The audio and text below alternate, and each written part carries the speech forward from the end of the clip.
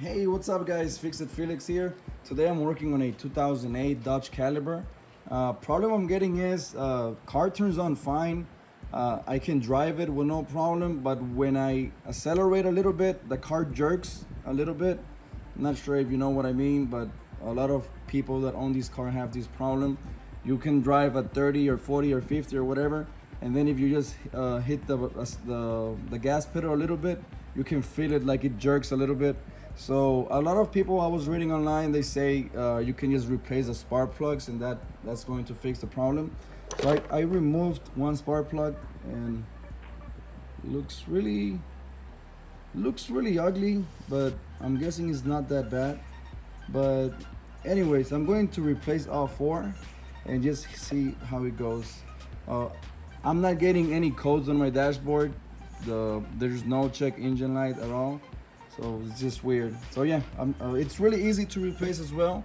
All you have to do is use a Torx right here. You remove it. Once you remove this bolt, you can just remove the coil. And this is easy to remove.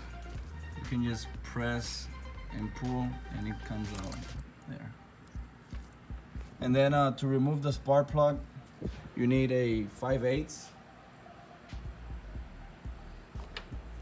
This one right here.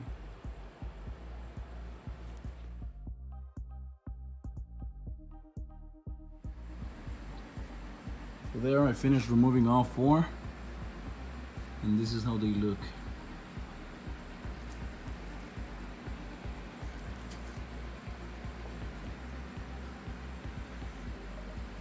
So out with the old and in with the new. It was only $11 at O'Reilly's. All right, 4 spark plugs are in. Now I'm just putting back the coils. It's really easy to replace the spark plugs and coils in this car.